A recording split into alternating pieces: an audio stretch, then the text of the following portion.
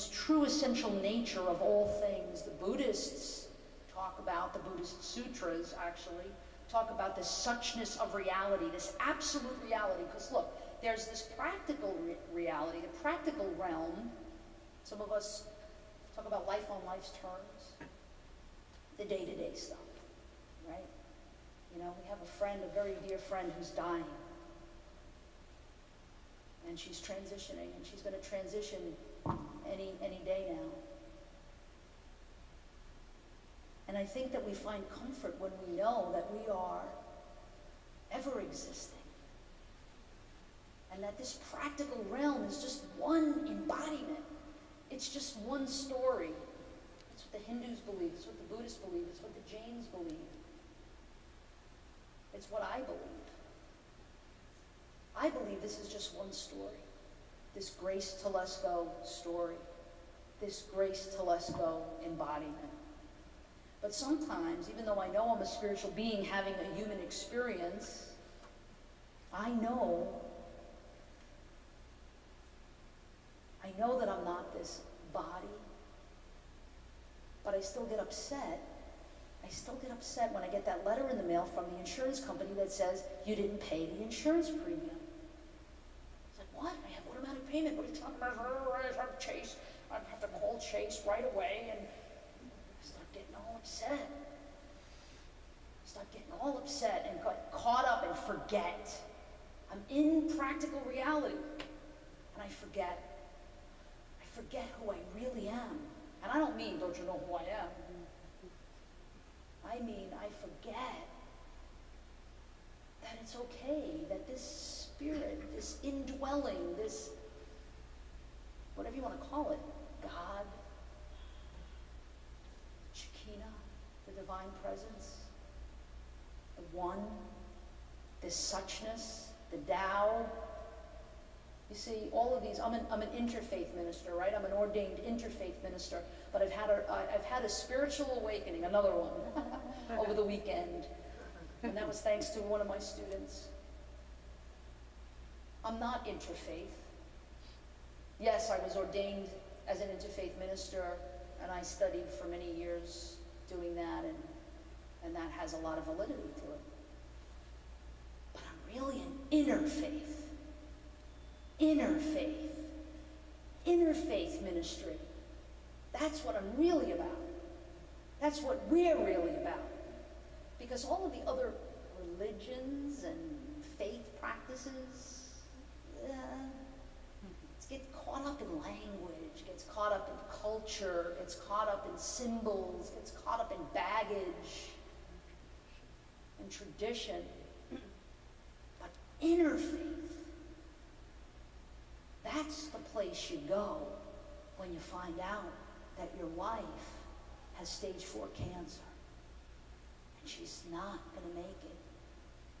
That this embodiment is coming to an end.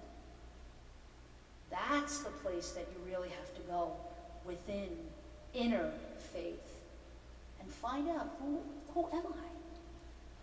Who am I really? One of my favorite Hindu chants. It's the peace chant.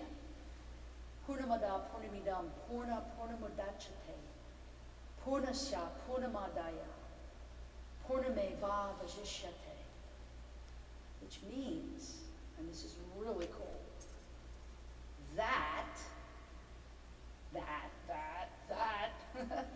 the one, that, right?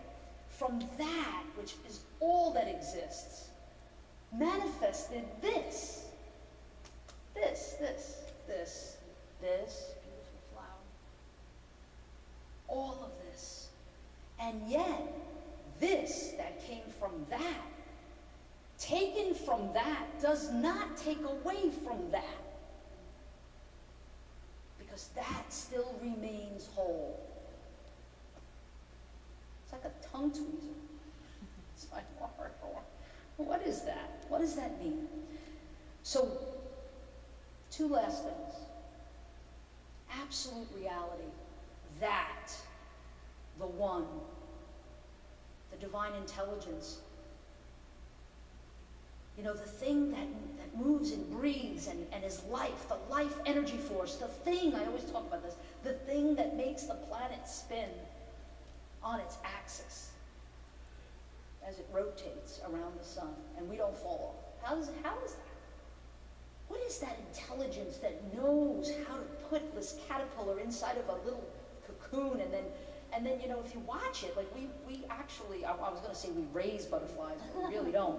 But we have a lot of butterfly plants, so we get to see this up close and personal, like a little, you know, National Geographic thing. But you get to watch. Actually, you can see the caterpillar pulling up its like little sleeping bag. It's like a little sleeping bag until he gets his head in. And he gets his head in, and then you watch this little thing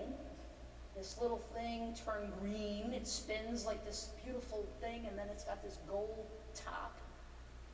And then all of a sudden, if you watch it for days, it turns black. And you go, oh, it died.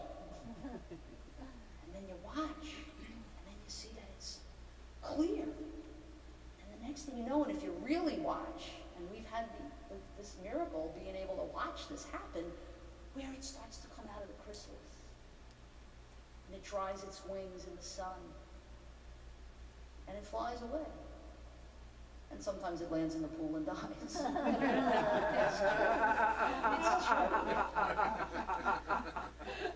And it's very sad. Because we're attached. All that work. All that work. We're attached. But it was on to the next best thing, you know, the next embodiment. So what I've often wondered, and I'm going to close with this, and I'm going to open up the sacred dialogue to, like, what do you think about oneness? What does it mean to you, the one? What does it mean that if we are all the blessed self, that means we're all connected. That means we are one. We look different. We sound different.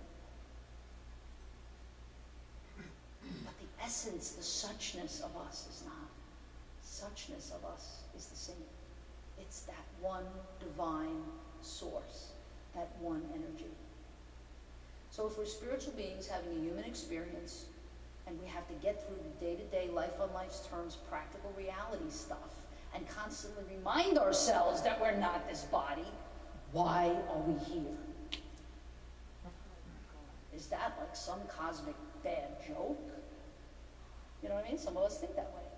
Some of us are bhakti-oriented. I think these two are bhakti-oriented. So that they're like, they just love everything. They see God in everything, and they love everything. I'm a struggler. I struggle. I struggle with practical reality, day-to-day stuff. So it's like, okay, so why am I here then? And I think that my mission here, why I was put on this earth, in this embodiment. I hope not the next embodiment, because I hope I get enlightened in this embodiment, but I don't know if that's going to happen. I got a lot of work to do. But I think that I'm here for 3 reasons. To love you. To love you no matter what. To serve you no matter what. And to remember who I really, really am.